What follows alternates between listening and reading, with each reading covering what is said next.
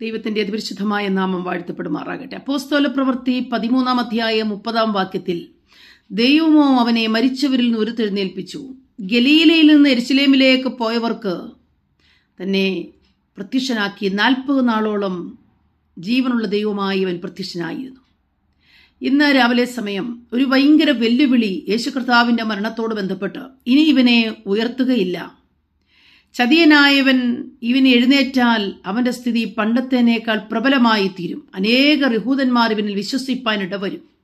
ഇങ്ങനെയുള്ള കാരണങ്ങളാൽ ഒരു കാരണവശാലും യേശു കർത്താവിനെ ഉയർത്തുകയില്ലെന്ന് വാദിച്ച ഒരു ഭയങ്കര വെല്ലുവിളി റോമ ഗവൺമെന്റ് നിൽക്കുമ്പോൾ അതിനാവശ്യമായ മാനുഷികമായ എല്ലാ പ്രവൃത്തികളും ചെയ്ത് ഒരിക്കലും പുറത്തു വരാതിരിപ്പാൻ പരിശ്രമിച്ചപ്പോഴും യഹോവയുടെ വാഗ്ദത്തങ്ങൾ പിതാക്കന്മാരോട് ചെയ്ത വാഗ്ദത്ത നിമിത്തമായും സർവശക്തനായവനെ പുനരുത്ഥാനത്തിൽ കൂടെ പുറത്തു കൊണ്ടുവരുമെന്നും അനേകരുടെ മുമ്പിൽ യേശു മശിഹ എന്ന് വെളിപ്പെടുത്തുമെന്നുള്ള ദൈവത്തിൻ്റെ ഉദ്ദേശം.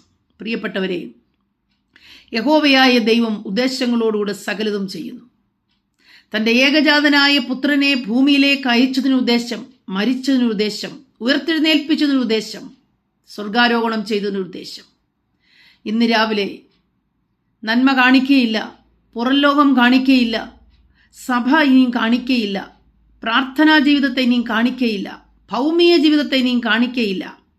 ഇങ്ങനെയുള്ള വെല്ലുവിളികളെ ശക്തമായി ശത്രു വെല്ലുവിളിക്കുമ്പോൾ ഈ വെല്ലുവിളികളുടെ ശബ്ദം കേട്ട് നടുങ്ങിപ്പോകുവാനുള്ളവരല്ല വിശ്വാസികൾ.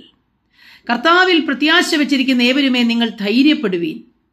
സകല വെല്ലുവിളികളെയും അതിജീവിച്ചുകൊണ്ട് പുനരുത്ഥാനത്തിന്റെ ശക്തിയാൽ കല്ലറകളെ ഭേദിച്ചുകൊണ്ട് പുറത്തു വന്ന കർത്താവായ യേശു ക്രിസ്തു നമ്മുടെ നായകനായി നിൽക്കുന്നുവെങ്കിൽ കല്ലറയ്ക്കുള്ളിൽ ഒതുക്കിക്കളഞ്ഞിട്ട് ഇനിയും പുറം ലോകം കാണുകയില്ല, ആത്മീയ ജീവിതത്തിൽ നിന്നെ പങ്കെടുപ്പിക്കുകയില്ല, ആത്മീയ ശുശ്രൂഷകളിൽ നിന്നെ പങ്കാളിയാക്കുകയില്ല, അല്ല ഭൗമിക ജീവിതത്തിൽ നിന്നെ ഉയർത്തുകയില്ല, തലമുറകളെ ഉയർത്തുകയില്ല എന്നുള്ള വാദഗതികളും മുഴക്കിക്കൊണ്ട് ശത്രു എത്ര ശക്തമായാലും നമ്മുടെ ദൈവം സകല ശത്രുവിൻ്റെ തലയെയും തകർത്ത, സാത്താന്റെ തലയെ കാൽവരിക്കുശിന്മേൽ പരസ്യകോലമാക്കി തീർത്ത യേശു ക്രിസ്തു ജീവിക്കുന്നത് കൊണ്ട് എനിക്കും നിങ്ങൾക്കും ഇന്നും ജയമുണ്ട്.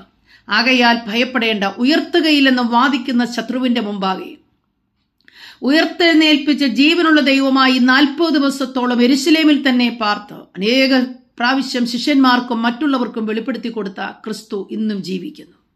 ആകയാൽ പ്രിയമുള്ളവരെ, നാമം ഉയർത്തപ്പെടും. തളർന്നു പോകരുത്. ക്രിസ്തുവിൻ്റെ വിശ്വാസത്തിൽ ഉറച്ചു നിൽക്കുക. യഹോവയായ ദൈവം കല്ലറകളെ ഭേദിച്ച് പുറത്ത് നമ്മെയും വരുത്തുമാറാക്കും. ആമേൻ.